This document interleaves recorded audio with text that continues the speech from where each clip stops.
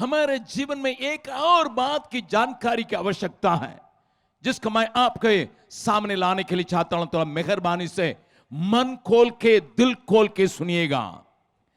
पाप के दंड से यीशु मसीह क्रूस पर मर जाने के वजह से वो ले लिया अपने ऊपर। मेरे गुनाहों का माफ कराने खून भी उसने बहा। इसलिए बाइबल बतलाती है प्रभु यीशु मसीह का लहू हमें सब पापों से शुद्ध करता है। आप कितने बड़े पापी भी क्यों न हो, जब आप यीशु के पास आके अपने पापों को स्वीकार करते हैं, बाइबल बतलाती है वो हमारे पापों को क्षमा करने के लिए विश्वास योग्य और धर्मी है। प्रभु के नाम की स्तुति महिमा होवे। लेकिन अभी रह गया सवाल, क्या भैया पाप के लिए जो दंड मिलना था उसको ले लिया, मैं विश्वास कर लिया, परंतु प्रतिदिन मेरे जीवन में पाप की सामर्थ जो कार्य कर रही है, इससे कौन मुझे छुड़ाएगा? कल जिन वचन को हमने देखा था उनमें से एक वचन को मैं दिखाने के लिए चाहता हूं। पढ़िएगा फिर से इब्रानियों की पत्री उसका 7वां अध्याय का 25वां पद को अमर भाई पढ़ के सुनाएंगे। इब्रानियों की पत्री उसका 7वां अध्याय का 25वां पद को मेहरबानी से पढ़िएगा। इसलिए जो उसके द्वारा, जो प्रभु यीशु मसीह के द्वारा परमेश्वर के पास आते हैं, परमेश्वर के पास आते हैं, वह उनका पूरा प्रभु यीशु मसीह उनको पूरा पूरा उद्धार करने के लिए है। क्योंकि वह उनके लिए विनती करने को सर्वदा जीवित है। ताली बजा के परमेश्वर के धन्यवाद करें। यीशु जरूर मरा परंतु तीसरा दिन जी उठा। इस कारण आपके लिए, मेरे लिए वो एक काम और कर सकता, पूरा पूरा उद्धार कर सकता है। कल मैंने आपको पाप के दंड से जो परमेश्वर हमें छुड़ाने के लिए अपना प्रिय पुत्र यीशु को बलिदान कुर्बान के रूप में दिया था उसके बारे में बतलाया। लेकिन आज मैंने जैसा कल कहा था, पाप की सामर्थ से परमेश्वर हमें छुड़ाने के लिए उपाय रखा है। क्योंकि पाप भयानक है, इसको समझने के लिए मैं कुछ बातों को आपके सामने रखने के लिए चाहता हूं। पाप की भयानकता को बाइबल बतलाती है। पढ़िएगा यिर्मयाह की किताब उसका 17वां अध्याय में परमेश्वर का वचन पाप के बारे में क्या बतलाता है उसको थोड़ा पढ़िएगा। यिर्मयाह की किताब उसका 17वां अध्याय उसका 9वां पद को मेहरबानी से पढ़ेंगे। मन तो सब वस्तुओं से अधिक धोखा देने वाला होता है। सुनिए प्यारों, बाइबल बतलाती है मन तो सब वस्तुओं से अधिक धोखा देने वाला है। उसमें असाध्य रोग लगा है। उसका भेद कौन समझ सकता है? एक और बार मैं भाई से पढ़ाऊंगा, थोड़ा ध्यान से सुनिएगा। पढ़िएगा, एक और बार पढ़िएगा। मन तो सब वस्तुओं से अधिक धोखा देने वाला है। उसमें असाध्य रोग लगा है। भैया बहन, मेरी बात को थोड़ा ध्यान से सुनिएगा। बाइबल पाप को कोढ़ की बीमारी के साथ तुलना करती है। मेरी बात को थोड़ा ध्यान से सुनिएगा। कोढ़ की बीमारी अगर किसी के शरीर में होता है, उसका लक्षण क्या है करके हमारा डॉक्टर साहब यहां बैठे हैं, मेडिकल डॉक्टर हैं और सर्जन हैं, उनसे आप पूछेंगे, वे इतना ही कहेंगे। आपका शरीर को देखेंगे, आपके चमड़ा में किसी प्रकार का दाग है, और तुरंत एक काम करेंगे कि एक पिन को लेके उसमें फोक के देखेंगे और पूछेंगे क्या आपको दर्द होता है। अगर आप कहेंगे नहीं आप पिन को खोलते हैं लेकिन हमको दर्द नहीं होता है, वो तुरंत एक जांच के लिए भेजेंगे, क्या आपके शरीर में कोढ़ की बीमारी है कि नहीं। मैं आपको बतलाना चाहता हूं, मैं जब छोटा था, मेरे घर में प्रार्थना करने के लिए एक अंधा व्यक्ति प्रतिदिन चले आते थे। मेरे बाप ने उनको थोड़ा मदद किया, इसलिए प्रतिदिन हमारे पारिवारिक प्रार्थना में शामिल होने के लिए वे चले आते थे। मेरा काम था, मेरा घर एक खाता के अंदर था, घर भीतर था, बाहर गेट था, और उस गेट से लेकर घर तक ले आना मेरा काम। अंधा व्यक्ति है, इसलिए जैसा वे पहुंचते थे वहां से मेरा नाम लेके बुलाते थे, मैं जाके उनको हाथ पकड़ के ले आके कुर्सी पर बैठाता था। लेकिन मैंने एक दिन उनको हाथ को देखा, उनके हाथ में कुछ घाव जैसा हो रहा है, उनकी उंगलियां भी उसमें एकदम मालूम पड़ता है गिरने पर है। वो जूता पहन के चलते थे, इसलिए मैं पैर को देख नहीं सका, परंतु जब हाथ को देखा मैं धीरे दौड़ के अपनी माँ से जाके कहा, मम्मी मम्मी उनके हाथ में थोड़ा सा कुछ घाव जैसा होता है, सारे उंगली में कैसा होता है करके मैंने अपनी मम्मी से पूछ रहा था। मेरी मम्मी टीचर होने के चलते उनसे सीधा पूछ ली, भैया आपके हाथ में कुछ घाव जैसा है। उन्होंने कहा मैं अंधा हूं ना, मैं अकेले रहता हूं ना, मैं लकड़ी से खाना बनाता हूं, मुझे पता नहीं चलता है कि आग कहाँ है, कभी कभी चूहा करता हूं और आग से जल गया है, इसलिए घाव जैसा हो गया। लेकिन मैं प्रतिदिन उनको ले आने के समय यह समझता था इनका घाव बढ़ रहा है। ठीक है, एक दिन आग से उनको कुछ लग गया, परंतु ये प्रतिदिन बढ़ने का कारण क्या है? मैंने माँ से कहा, मम्मी मम्मी मालूम पड़ता ये खोल उनको लगा है, क्योंकि जिसका हाथ में खोल है वो आग में अपने हाथ को जलाएगा, उसको बुझेगा नहीं। प्यारों, मैं आपको बताना चाहता हूं, जब मेरा पिताजी दूसरे जगह में थे, छुट्टी में आए, मैंने पापा से कहा, पापा पापा आप थोड़ा इनसे पूछिएगा, इनका घाव को जांचने के लिए किसी डॉक्टर के पास ले जाइएगा। तब तक में उनके पैर में जो घाव था वो सड़ के महक आने लगा। मेरे घर में हम ले आने समय मैं बर्दाश्त नहीं हो पाता था, मम्मी से जाके बोलता था, मम्मी मम्मी इनको आग से लगा नहीं है, क्योंकि पैर में भी एक घाव है। जूता तो खोलते नहीं थे, लेकिन महक आ रहा था। मेरा पिताजी ने जबरदस्ती करके हमारा घर के बगल में एक खोड़ी अस्पताल था, वहां ले जाके जांच के लोगों ने बताया इनको खोड़ है। मेरा कहने का मतलब यही है, खोड़ उनके हाथ पैर में होने के चलते आग में जलता, उसको समझ में नहीं आता, उसको सूझता नहीं है, उसको स्मरण करने की ताकत नहीं है।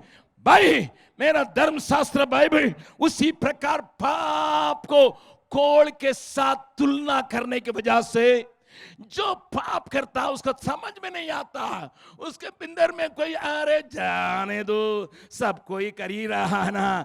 चोरी करने वाला पकड़ा, थोड़ा सा चोरी करेगा, फिर बड़ा चोरी करेगा, फिर बड़ा चोरी करेगा, उसको लगेगा नहीं।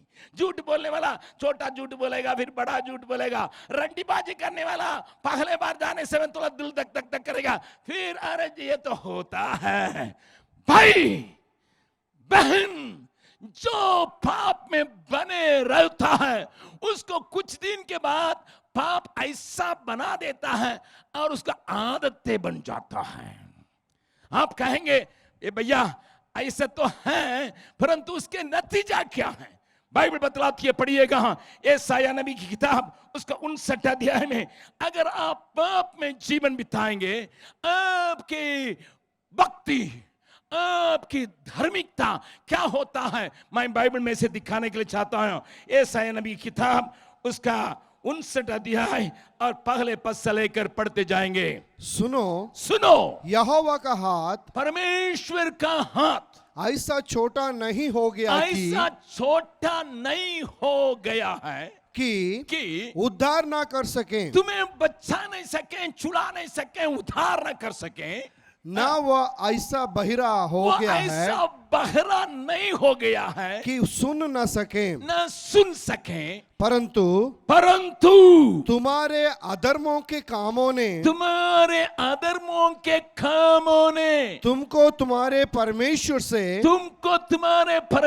से अलग कर दिया है, अलग कर दिया है, और तुम्हारे पापों के कारण उसका मुंह तुमसे ऐसे छिपा है कि वह नहीं सुनता। ध्यान से सुनिएगा, ठहरिएगा। भाई, हमारे हिंदुस्तान में पूजा पाठ की कमी नहीं होती। वे लोग सोचते हैं कि हम ईश्वर के तलाश में हैं। कोई हिमालय पर्वत में चले जाता है, कोई गंगा में चले जाता है, मंदिर मस्जिद और गिरजाघर में दौड़ते हैं। भक्ति करने के द्वारा हमारी बातों को ईश्वर सुनेगा करके हमारे लोग कुछ भी देने के लिए तैयार हो जाते हैं। गीव जलाते हैं या कुर्बान चलाते हैं या बकरी काटते हैं या सारे काम को हमारे देश में लाखों करोड़ों लोग कर बैठते हैं, परंतु उनको पता नहीं है, परमेश्वर का हाथ छोटा नहीं हुआ, परमेश्वर की आंख बंद नहीं पड़ा, परमेश्वर बहरा नहीं रहा, परंतु इनके अधर्म के कामों ने, इनके पाप के कामों ने परमेश्वर की चेहरा को छिपाने का ताकत रखने की वजह से इनकी दुआएं नहीं सुनाई पड़ती। लाखों रुपया खर्चा करने के बाद भी वे खाली खाली को महसूस करते हैं। गंगा में डुबकी मारते हैं, गिरजाघर में पाप विमोचन के लिए प्रार्थना करते हैं और गुरुद्वारा में जाके वो पाठ पढ़ते हैं या मस्जिद में जाके नमाज पढ़ते हैं, फिर जाके उसी काम करते हैं। कारण क्या है? कारण क्या है? कारण क्या है? उनकी प्रार्थना प्रभु के हाथ पहुंच पाए नहीं पाया। बाइबल बतलाती है उद्धार करने का ताकत रखता है, लेकिन तुम्हारी दुआ वहां तक पहुंच नहीं पाता है। इसलिए मनुष्य चिल्लाता है। किस प्रकार चिल्लाता है? मैं अभागा मनुष्य हूं, मैं चाहता हूं जिन काम को नहीं करने के लिए चाहता हूं उसी को कर बैठता हूं। पढ़िएगा रोमियो उसका 7वां अध्याय, रोमियो की पुस्तक में 7वां अध्याय में उन बातों को हम देखेंगे। थोड़ा मेहरबानी से उसको देखने के लिए कोशिश करेंगे, परमेश्वर आपसे बातचीत करने पाए। रोमियो की पत्री उसका 7वां अध्याय में एक व्यक्ति की चिल्लाहट को कल मैंने बताया, तो भी एक और बार उस वचन के ओर मैं आपको ध्यान दे के खींचने के लिए चाहता हूं। 14 पद को पढ़िएगा, रोमियो उसका 7वां अध्याय 14 पद को पढ़िएगा। हम जानते हैं कि व्यवस्था तो आत्मिक है, परमेश्वर का वचन, परमेश्वर की विधि व्यवस्था आत्मिक तो है, परंतु मैं शारीरिक और पाप के हाथ बिका हुआ हूँ। पाप के हाथ में बिका हुआ हूँ। जो मैं करता हूँ उसको नहीं जानता, उसको मैं नहीं जानता, क्योंकि जो मैं चाहता हूँ वह नहीं किया करता, परंतु जिससे मुझे घृणा आती है वही करता हूँ। एक छोटी सी बात जो सही बात हुई है उसको मैं हमेशा याद करता हूं। एक पियक्कड़ आदमी था, शराबी, और चर्च आता होता नहीं था। पादरी साहब किसी दिन उनको बाजार में देखा और कहा, साहब आप तो मसीह का नाम भी लेते हैं लेकिन चर्च आते नहीं है, क्यों? उसने कहा, पादरी साहब हमको ये आदत से छुटकारा नहीं होता है। अब ये शैतान जो है ना हमको ऐसा धकेल के शराब दुकान में ले जाता करके बोलने लगा। तो पादरी साहब ने कहा, सुनो, जब शैतान इस प्रकार तुम्हारे सामने आके शराब पीने के लिए आदत दिलाएगा, बोलना, शैतान भाग, मेरे पीछे हट जा, ऐसा कहना। फिर एक हफ्ता के बाद फिर वही आदमी के बाजार में पादरी साहब ने देखा और फिर वो बातल में ही है और बोला कि भैया मैंने आपको अच्छा प्रार्थना तो सुनाया लेकिन आप फिर उसी बूस्ट में रहते हैं, उसी पानी में घूम रहे हैं, क्या बात है? आपकी प्रार्थना को मैंने जरूर किया था, शैतान पीछे पीछे जाओ, लेकिन शैतान ने पीछे जाके मुझे धक्का दिया, मैं सीधा शराब दुकान में जाके गिर गया। छुटकारा नहीं। प्रार्थना तो करता है, जो नहीं चाहता उसी का करता है। बाइबल बतलाती है, मैं अभागा मनुष्य हूं, मुझसे बनता नहीं है, चाहता हूं भले काम करने के लिए, होता नहीं है। चाहता हूं कि मैं छुटकारा के साथ जीवन बिताऊं, मैं अधर्म की कामों से अलग रहूं, मैं पापों से अलग रहूं, लेकिन होता नहीं है। आप उस स्थिति में होंगे, आपका दिल चाहता होगा कि मैं पाप ना करूं। प्रभु यीशु मसीह के पास एक विपचारिणी जो रंगे हाथ पकड़ी हुई, उसको लोगों ने ला के उसके सामने करके हमारे विधि व्यवस्था के अनुसार इसके ऊपर पथरवा करने करके जब कहे थे, यीशु ने उन सारे लोगों के हाथ से बहुत अजीब ढंग से बचा लिया। उसके बाद उस व्यक्ति से कहता है, आगे पाप न करना। प्यारों, यीशु ने केवल आपके दंड को अपने ऊपर ले लिया, परंतु यीशु आपको ताकत देने के लिए चाहता है ताकि पाप की सामर्थ जो आप में कार्यरत है उससे आप छुटकारा पाके एक विजय का जीवन बिताएं। You must understand this great truth. It is not just He forgives our sin, but He wants to give the power to overcome sin. इस संध्या के समय कई एक लोग यहां पर हैं, कई बार ईश्वर के पास आके, परमेश्वर के पास आके, हे प्रभु मुझे दो ले कह के गाते होंगे, परंतु आपके अंदर अभी तक खालीपन है, विजय नहीं है। हारा हुआ दशा में आप जीवन बिताते होंगे। आपके लिए भी शुभ संदेश परमेश्वर के वचन में पाया जाता है। ताली बजा के परमेश्वर का धन्यवाद कर रहे हैं। मेरा प्रभु जो आपके लिए, मेरे लिए सारी उपाय को कर चुका है, वो आपसे खाने के लिए चाहता है। सुनो यार, सुनो। न केवल हम पाप के हाथ में बिके हुए हैं, हम पाप का दास बन जाते हैं, गुलाम बन जाते हैं, परंतु उस गुलामी से प्रतिदिन विजय पाने के लिए, प्रतिदिन आपके जीवन में एक जीवन से भी बढ़कर जीवन बिताने के लिए परमेश्वर ने एक उपाय किया, जिसके बारे में मैं कहने जा रहा हूं। लेकिन उसके पहले एक दो बात को और बतला दूंगा।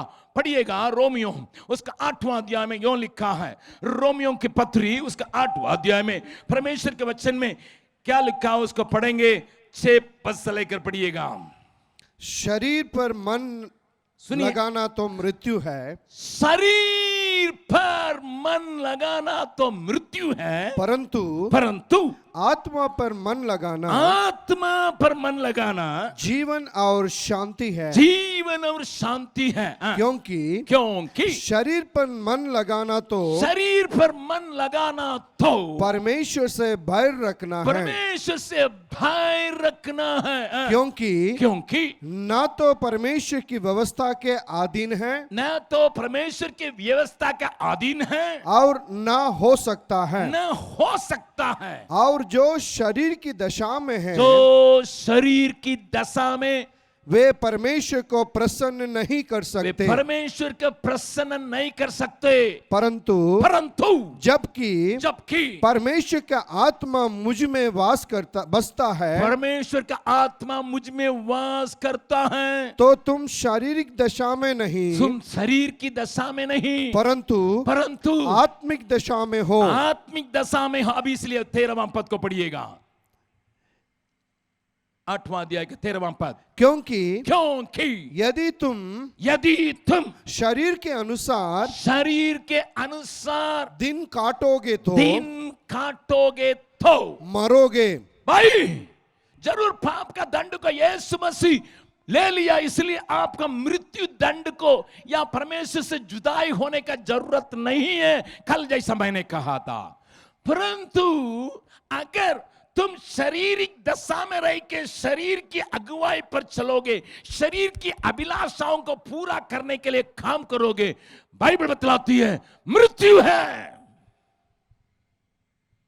हाँ भैया, आपने कहा था मुझे पाप के दंड से बचा लिया यीशु मसीह ने, लेकिन अभी कहते हैं फिर मुझे मृत्यु। मैं आपका बतलाने के लिए चाहता हूं शरीर की काम क्या है। पढ़िएगा गलतियों की पत्री 5वां अध्याय के कुछ वचनों को हम आपको सुनाने के लिए चाहेंगे। 19 पद से लेकर पढ़िएगा। शरीर के काम तो प्रकट है, कान खोल के सुन लीजिए, शरीर के काम तो प्रकट है, अर्थात व्यभिचार, गंदे काम, लुचपन, मूर्ति पूजा, ठोना, झगड़ा, ईर्ष्या, क्रोध, विरोध, फूट, विधर्म, डाग, मतवालापन, लीला क्रीड़ा और इनके जैसे और काम है। जैसे और काम है। फिर से उस लिस्ट को पढ़िएगा भैया। शरीर के काम तो प्रकट है। मेरी बहन, मेरे भाई, मेरी माँ, थोड़ा कान खोल के सुने। मेरे जवान, मेरे बच्चे, थोड़ा कान खोल के सुने। शरीर के काम तो प्रकट है, अर्थात व्यभिचार, गंदे काम, लुचपन, मूर्ति पूजा, ठोना, बैर, झगड़ा, ईर्ष्या, क्रोध, विरोध, फूट, विधर्म, डाग, मतवालापन, लीला क्रीड़ा और इनके जैसे और काम है। ऐसे और काम है। मनुष्य परेशान है क्योंकि वो आत्मा से चलाए जाने के लिए, परमेश्वर की आत्मा से भरपूर नहीं होने की वजह से, परमेश्वर के दिया वो आत्मा से भरपूर नहीं होने की वजह से वो अपने शरीर जैसा मांगता है, शरीर की अभिलाषा जैसा काम करता है, शरीर की बल को पूरा करने के लिए इन सारी बातों में शारीरिक दशा में अपने को सौंपता है। शारीरिक दशा इस प्रकार की बातों में धकेल देता है। वो मनुष्य कहता है, मैं मिट्टी का बर्तन हूं, मैं मिट्टी का बर्तन हूं। उसका गीत को एक किसी ने बहुत सुंदर ढंग से लिखा, कोई भी लाभ मुझसे नहीं, मिट्टी का बर्तन हूं मैं, काली हूं मुझको भर दे प्रभु, भरपूर हो जाऊं मैं। कोई भी लाभ मुझसे नहीं, मिट्टी का बर्तन हूं मैं, काली हूं मुझको भर दे प्रभु, जीवन की सोता बनूं। बंधन सब तोड़कर आजाद कर, मार दिखा दे तू, मैं मिट्टी हूँ हाथों में मेरे, ढाल अपने सांचे में तू, मेरे प्रभु तू है कुम्हार, सृष्टि का करता है तू, मैं मिट्टी हूँ हाथों में तेरे, डाल अपने सांचे में तू। मैं एक और बार इस पद को गाने जा रहा हूं, थोड़ा शब्दों को थोड़ा ध्यान से सुनिए। कोई भी लाभ नहीं, मुझसे कोई भी लाभ नहीं, मिट्टी जैसा हूं, टूट जाता हूं, चू जाता हूं, तेरा प्रेम मुझसे चूया जाता है। आप गड़े, मिट्टी के गड़े में पानी रख के 1 महीने के बाद आके देखिएगा कुछ भी नहीं है, कहां चला गया, उड़ गया या चू गया। आपके जीवन में ऐसे ही होगा, आपका जीवन आज खाली हो सकता है। मेरा भाई, मेरे भाई, मेरी बहन, तुम इस दशा में होंगे। प्रभु आज आपको बढ़ाने के लिए आया है, अपने सामर्थ्य से बढ़ाने के लिए आया है, अपने आत्मा से बढ़ाने के लिए आया है। वह आत्मा का बल से तुम शरीर की दशाओं को काटोगे, जीवित रहोगे करके मेरा धर्मशास्त्र बाइबल रोमी 8 अध्याय का 13वां पद में लिखा है। जो शारीरिक दशा में जीवन बिताते मृत्यु को पाएंगे, परंतु जो आत्मा के बल से जीवन निर्वाह करेंगे वे चाहे कोई भी क्यों न हो, वो जीवित रहेंगे। उस मृत्यु की हालत से शरीर की अभिलाषाओं को तोड़ने के लिए प्रभु आपको अपनी आत्मा देने के लिए चाहता है। इसी बात को महसूस करते हुए एक जन चिल्ला रहा है, उसको मैं। अगर आपके हृदय इस प्रकार चिल्लाता है, मैं काली काली महसूस करता हूं, विजय हाई नहीं, चाहता तो हूं परंतु शारीरिक अभिलाषा में फंस जाता हूं। चाहता हूं भले काम करने के लिए बनता नहीं है, मेरा शरीर मुझे खींच के ले जाता है, मैं उसी के लिए बिखा हुआ हूं, मैं पाप के लिए बिखा हूं, शरीर की अभिलाषा के लिए छोड़ दिया हूं। इसलिए कलीसियाओं के अंदर लड़ाई। बाइबल बतलाती है, एक वचन को पढ़िएगा, पहला कुरिन्थियों 3 अध्याय का 3 पद को पढ़िएगा।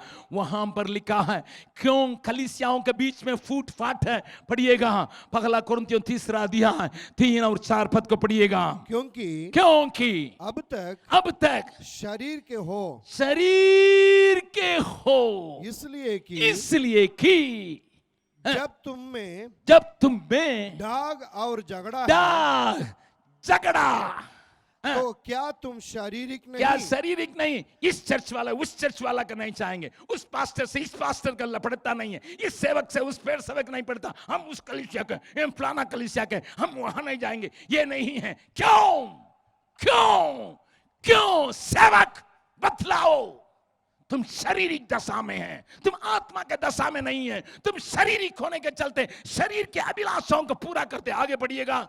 और क्या तुम इसलिए तुम कहते हो, और क्या मनुष्य की रीति पर नहीं चलते? इसलिए मनुष्य की रीति पर चलते, आत्मा के बल पर नहीं चलते। क्योंकि जब एक कहता है मैं पौलुस का हूँ, और दूसरा कहता है मैं अपुल्लोस का हूँ, तो क्या तुम मनुष्य नहीं? क्या तुम मनुष्यों के पीछे चक्कर में नहीं पड़े हो? आप किसी कलीसिया के बीके न हो, कान खोल के सुन लो। जो व्यक्ति अपने पादरी के ऊपर घमंड करता है, जो अपने भवन के ऊपर घमंड करता है, वो शारीरिक दशा में है। मेरा बाइबल बतलाती है शारीरिक दशा में रहने वाला का अंत मृत्यु। लेकिन आज प्रभु उसमें से निकाल के आपको एक आजादी देने के लिए चाहता है कि आप परमेश्वर का दिया हुआ आत्मा से चलाए जाने के लिए, जैसा मैंने गीत गाया, भरपूर जीवन।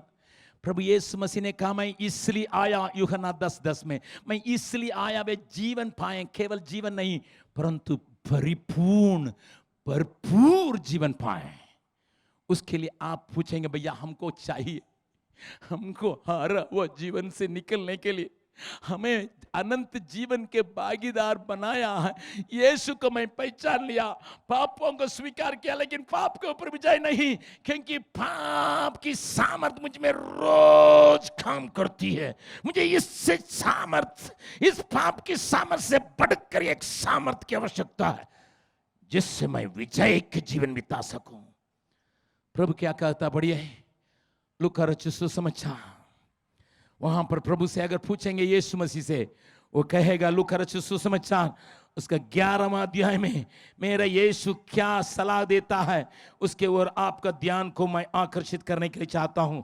लूका रचित सुसमाचार और उसका 11वां अध्याय 9 पद से लेकर हमारा भाई पढ़ेंगे, थोड़ा कान खोल के सुनिएगा। और मैं तुमसे कहता हूं कि मांगो तो तुम्हें दिया जाएगा, ढूंढो तो तुम पाओगे, खटखटाओ तो तुम्हारे लिए खोला जाएगा। क्योंकि जो कोई मांगता है, सुनिएगा, जो कोई मांगता है उसे मिलता है, और जो ढूंढता है वह पाता है, और जो खटखटाता है उसके लिए खोला जाएगा। तुम में से ऐसा कौन पिता होगा, तुम में से ऐसा कौन पिता होगा कि जब उसका पुत्र रोटी मांगे तो उसे पत्थर दे, या मछली मांगे तो मछली के बदले में उसे सांप दे, या अंडा मांगे तो उसे बिच्छू दे। कौन पिता है बिच्छू देगा? अतः सुनिए, अर्थात जब तुम बुरे होकर अपने बच्चों को अच्छी वस्तुएं देना जानते हो, अच्छी वस्तुओं को देने के लिए जानते हो, तो स्वर्गीय पिता, सुनिए, स्वर्गीय पिता अपने मांगने वालों को पवित्र आत्मा क्यों न देगा? हाथ उठा के परमेश्वर का हालेलुया कहिएगा। अपने मांगने वालों का क्या देने वाला है? पवित्र आत्मा। बोलिएगा, पवित्र आत्मा देने वाला है। प्रभु आपको मांगने से, अपने आत्मा से पूरी परिपूर्ण करके, आपको भरा के, आपको उस शरीर की दशा को खत्म करने के लिए सामर्थ्य से भरा हुआ आत्मा देने के लिए आज भी तैयार है। एक बार मैं एक टैक्सी में बिहार में मैं यात्रा कर रहा था। गाड़ी बहुत छोटी थी। ड्राइवर ने 25 लोगों को एम्बेसडर कार में एकदम दबा कर रखा। 25 आदमी एम्बेसडर कार में, मैं भी भीतर था। अब मैं किनारे, खिड़की के किनारे मैं बैठा था, अपना झोला का बाहर लटका के। टैक्सी वाला बोला कि सब लोग तैयार हो। एक बच्चा अपनी माँ से पानी मांगने लगा। मम्मी मुझे पानी चाहिए। मम्मी उसको केला दे रही है, उठा के बाहर फेंक रहा है। उसको लेमचूस दे रही है, उठा के बाहर फेंक रहा है। उसको पकवान दे रही है, उठा के बाहर दे रहा है। कितना अच्छी चीजें दे रहा हूं। माँ मुझे पानी चाहिए। गर्मी की दिन थी, लू चलती थी और परेशान था। हम लोग जितने लोग इस गाड़ी के अंदर थे, सब लोग परेशान हो गए, क्योंकि बच्चा अपने ऊंचे स्थाई में चिल्ला गए, मम्मी मुझे पानी चाहिए। गर्मी की वजह से ऐसी रास्ता में थे हम लोग, कहीं चंपाकल दिखाई नहीं पड़ता है। मां पानी लाने के लिए भूल गई। ड्राइवर को आखिरी में रोकवाना पड़ा। गाड़ी में 4 आदमी थे, लोग चिल्ला रहे थे, अरे हमारा गाड़ी छूट जाए, चलो रुका मत। ड्राइवर ने कहा, बच्चा पानी के लिए तड़प रहा है, आपकी गाड़ी छूट जाए कोई बात नहीं, कल जाइएगा। बच्चे का पानी चाहिए। जो कोई इस प्रकार परमेश्वर से तड़पने के लिए तैयार है, मांगने वालों को पवित्र आत्मा देके पाप के जीवन के ऊपर विजय देने के लिए प्रभु यीशु मसीह ने कहा, मैं अपने पिता के पास जाके मैं उस पवित्र आत्मा को तुम्हारे लिए भेजूंगा। जब वो तुम्हारे पास आएगा, तुम्हें तगड़ा बना देगा। पाप तुमको छू नहीं सकता है, क्योंकि पवित्र आत्मा आग की नाई तुम्हारे अंदर जलते रहेगा। पाप नजदीक आने से उसको जला देगा, खत्म कर देगा। तुम विजय का जीवन बिताने के लिए तैयार रहोगे। इस संध्या के समय में ज्यादा बोलने के लिए तैयार नहीं हूं, क्योंकि समय तो चला गया, परंतु मैं आपको इस इनविटेशन देने के लिए चाहता हूं। भैया मेरा जीवन हारा है। मैं चाहता हूं अच्छे काम करने के लिए, मैं चाहता हूं प्रेम करने के लिए, मैं चाहता हूं अच्छे बोलने के लिए, मैं चाहता हूं गंदगी से अलग रहने के लिए, मैं चाहता हूं इन गंदगी और लीला खीला इन सारी बातों से अलग रहने लेने की मन तो नहीं है। प्रभु आपको पवित्र आत्मा देने के लिए तैयार है। पवित्र आत्मा देने के लिए तैयार है, क्योंकि जो कोई मांगता उसको मिलता है। अगर आप पाप के दंड से उधार पा चुके हैं कल के आराधना में, आज आपको पाप की सामर्थ्य से विजय पाने के लिए आपको एक भरपूर जीवन जो यीशु मसीह देता है, जीवन का जल देने वाला प्रभु आपको बुलाता है। उसने कहा, जो कोई मुझसे पिएगा वो कभी प्यासा नहीं होगा, कभी प्यासा नहीं होगा। यहाँ कोई कहते हैं, भैया हम तो कभी कभी आत्मा में होते हैं, फिर पानी डालना पड़ता है। हालेलुया। हमारा चंपाकल सूख जाने से क्या करते हैं, 1 लोटा पानी उसमें डालते हैं, फिर चलाते हैं। कोई कोई एक बाल्टी पानी चलाते डालते हैं भीतर, लेकिन एक मग पानी मिलता है, फिर पानी फिर सूख जाता है। लेकिन प्रभु कहता है मैं जीवन को सोता को तुम्हारे लिए देने वाला हूं। तुम्हारे जीवन से जीवन की सोता बह निकलेगा। तुमको हमेशा उस प्यास को, ये शरीर की अभिलाषों को पूरा करने के लिए, तुम्हें उत्साहित करने वाला उस प्यास को मिटाने के लिए मैं जीवन का सोता को तुम्हारे अंदर रखने के लिए चाहता हूं। कोई आंख बंद करने की आवश्यकता नहीं। अगर आप अपने जीवन को जानते हैं, भैया परमेश्वर के चेहरा मुझसे छिपा रहता है, क्योंकि पाप में मैं रहता हूं, मुझे मालूम है पाप है लेकिन कर बैठता हूं। मुझे मालूम है गुस्सा नहीं करना लेकिन गुस्सा करता हूं। मुझे मालूम है प्रेम करना है लेकिन बनता नहीं है। मुझे मालूम है क्षमा करना होता नहीं है। मैं हारा हारा हालत में हूं, इसलिए मेरी प्रार्थना सुनाई नहीं पड़ती है। लेकिन आज इस शारीरिक आवश्यकताओं में मुझे फंसाने वाली बातों से मैं छुटकारा पाने के लिए उस सेंत मेन से देने वाला प्रभु से मैं मांगने के लिए आता हूं। आप हमारे लिए प्रार्थना करिए। खाने वाला है, अपने दाहिने हाथ को उठा के दिखाइएगा, मैं आपके लिए प्रार्थना करने के लिए तैयार हूं। मुझे आत्मा से भरपूर करना है। परमेश्वर का आत्मा मुझे बिल्कुल चाहिए करके खाने वाले जितने लोग नहीं, आज भी प्रभु देने के लिए तैयार है, क्योंकि वो बदलता नहीं है। यीशु मसीह के बारे में बाइबल बतलाती है आज और कल और युगानुयुग एक सा है। हम ये गीत को गाने जा रहे हैं, उस गीत को शायद आप भी जानते होंगे। पवित्र आत्मा तू आहा मुझे ले चल यीशु के चरणों में। हे पवित्र आत्मा तू आहा मुझे यीशु के चरणों में चले चल करके उस गीत को अगर आप जानते हैं, आप भी उस पवित्र आत्मा से विनती करने के लिए यीशु के पास, जो यीशु पवित्र आत्मा से आपका बपतिस्मा देने के लिए तैयार है, आपके हृदय को भरपूर करने के लिए तैयार है, आपके जीवन का विजय को वो ले जाने के लिए वो यहाँ पर आया है। जितने लोग हाथ उठाए मेहरबानी से सामने चले आए। मैं आपके लिए यीशु के नाम से प्रार्थना करने के लिए जा रहा हूँ।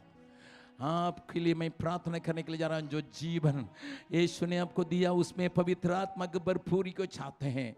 मैं बीमारों के लिए बाद में प्रार्थना करूँगा, जरूर मैं बीमारों के लिए बाद में प्रार्थना करूँगा। हम तो कल यहाँ संध्या के समय रहेंगे फिर चले जाएंगे। कल हम संध्या के समय यहाँ रहेंगे फिर चले जाएंगे, लेकिन आपके संग पवित्र आत्मा रह के लगातार कार्य करने के लिए प्रभु आपको जो भरपूर जीवन में ले जाने के लिए चाहता है। अपने हाथों को नीचे करके मुझे मेरे वो थोड़ा ताकिए। बाइबल बतलाती है जो प्यासा है उसका प्यास को बुझाने के लिए परमेश्वर तैयार है। जितना प्यास आपका है उसी के ऊपर निर्भर है। जैसा मैंने कहा वो बच्चा पानी पानी, उसके सामने कुछ भी दीजिएगा, खिलौना दे रही है मम्मी उठा के फेंक रहा, केला दे रही है उसको उठा के फेंक रहा, मुझे पानी चाहिए। जो व्यक्ति इस प्रकार जीने के लिए कोशिश करता है उसको परमेश्वर आत्मा देता। सुनिए, आप अगर सचमुच में भैया हमको पाप के ऊपर विजय चाहिए, एक डिंगमार धर्म को मैं नहीं चाहता हूं, एक डकोसला धर्म को नहीं चाहता, मैं एक पाप के ऊपर विजय प्राप्त करके, क्योंकि लिखा है जो पवित्र है और पवित्र बने, बिना पवित्रता परमेश्वर का देखना अनहोना है। बिना पवित्रता परमेश्वर का देखना अनहोना है। नजदीक में किसी व्यक्ति तमिलनाडु का 1 करोड़ रुपया का एक जेवना बना के अपना मूर्ति को चढ़ाया। 1 करोड़ का, कोई काम का नहीं। परमेश्वर का आत्मा यहां पर मंडला रहा है। यहां दुष्ट आत्माओं के लिए कोई जगह नहीं रहेगी। जब आत्मा से भर जाएंगे दुष्ट आत्मा के लिए कोई जगह नहीं रहेगी।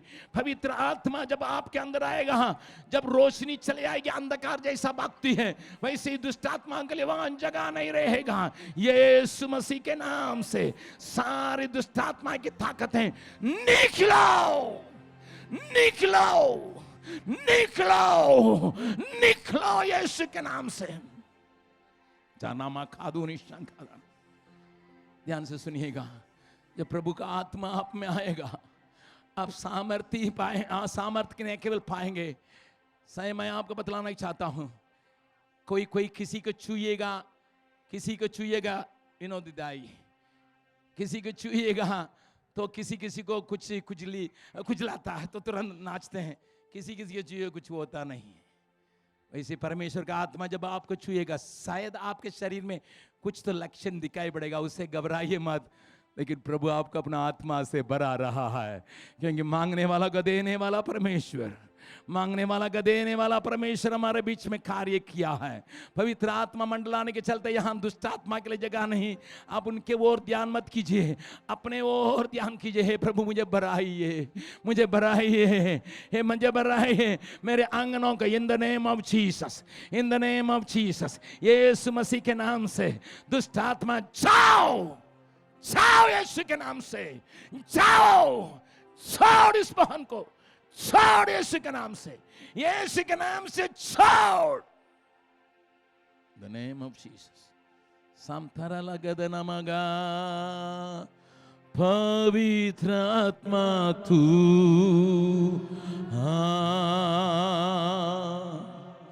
तेरी उपस्थिति चाहते हैं, अपनी सामर्थ से भरकर हमें तू मुझ में राज कर। एक और बार अपने हाथों को टकेगा, पवित्र आत्मा तू तेरी उपस्थिति चाहते हैं, अपनी सामर्थ से भर कर हमें तू मुझ में राज कर। जीवन का जल तू है,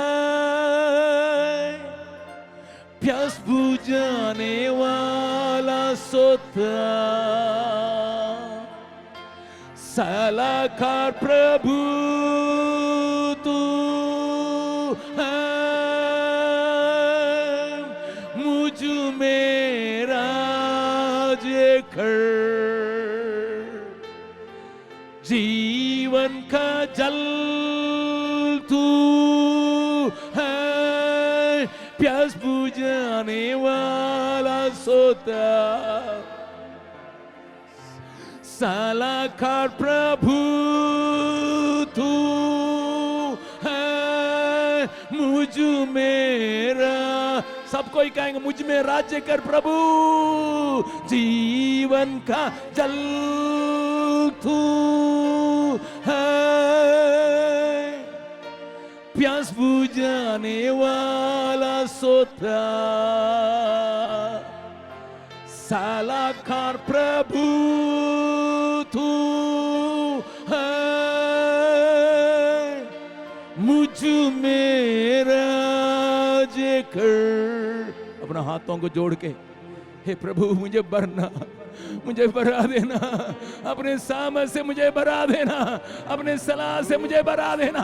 मैं हारा हुआ हूँ, मेरा हार का जीवन में मैं आया हूँ, मुझे प्रभु विजय का जीवन के लिए। पवित्र आत्मा मुंह खोल के कहिएगा, बाइबल बतलाती है जो कोई अपना मुंह पसारता है मैं उसको भरता हूँ। मुंह खोल के परमेश्वर को स्तुति कीजिए, हे प्रभु धन्यवाद, धन्यवाद यीशु। मुंह खोल के कहिएगा धन्यवाद यीशु, धन्यवाद यीशु, धन्यवाद यीशु, धन्यवाद यीशु, धन्यवाद यीशु के लिए। सब कोई अपने आंखों को बंद करें। आपकी बीमारी कितने साल के भी क्यों न हो, हमारा सेवक भाई लोग एक दूसरे के हाथ पकड़ के उठा के प्रार्थना कीजिए। उन लोगों के लिए, उनके लिए प्रार्थना कीजिए। एक दूसरे के हाथ पकड़ के प्रभु का हाथ इनको छूने पाए। इनकी सारे कमजोरियां, चाहे हड्डी के क्यों न हो, चाहे इनके बच्चे के क्यों न हो, चाहे इनके कई दिन की पेट की बीमारी क्यों न हो, कई दम्मे के बीमारी क्यों न हो, कई श्वास फूलने की बीमारी क्यों न हो, और हालेलुया राखा संकादानामा, हालेलुया प्रभु का आत्मा यहाँ मंडल आ रहा है। वो किसी को छोड़ता नहीं है। सबके अंदर परमेश्वर अपना कार्य करने के लिए एकदम यीशु मसीह के नाम से इन सारे लोगों की बीमारी जाते रहे। यहां एक जवान है, उसको बारंबार एक सपना आता है, हाथी दौड़ाता है या सांप उसको दौड़ाता है और उससे उठ जाता है और उसके पास नींद नहीं आती, परेशान है। भाई भाई प्रभु से कहता हूं, प्रभु का आत्मा से कहता हूं, आज से लेकर ये स्वप्न से तुम्हें छुटकारा रहा है, शैतान तुम्हारे पर हाबिल नहीं होगा। प्रभु आपको छू रहा है। तुम स्वप्न में इस प्रकार की बातों को देख के डर जाते हो, अभी प्रभु आपको छू रहा है, प्रभु आपको छू रहा है, प्रभु आपको छू रहा है। यहां एक बहन है, कई दवाई खा चुकी है, संतान नहीं है, लेकिन प्रभु कहता है मैंने तुम्हें इस मीटिंग के लिए रखा था, तुम गवाही देने लायक होने के लिए तुम्हारा गर्भ को खोल कर मैं छू रहा हूं करके प्रभु कहता। पिताजी तू वफादार है, विश्वास योग्य परमेश्वर है, लोगों को तू छू के चंगा करने वाला है। हमारे लोगों को छूया है, चंगा किया है। प्रभु के हाथ इनके साथ लगातार रहने पाए, यीशु मसीह के मीठे नाम से मांगते, आमीन। अब हमारा प्रभु यीशु मसीह का अनुग्रह, पिता परमेश्वर का प्रेम और पवित्र आत्मा का संगति हम सबों के साथ लगातार बने रहे, प्रभु यीशु मसीह के आने समय तक। परमेश्वर आपको आशीष देवे।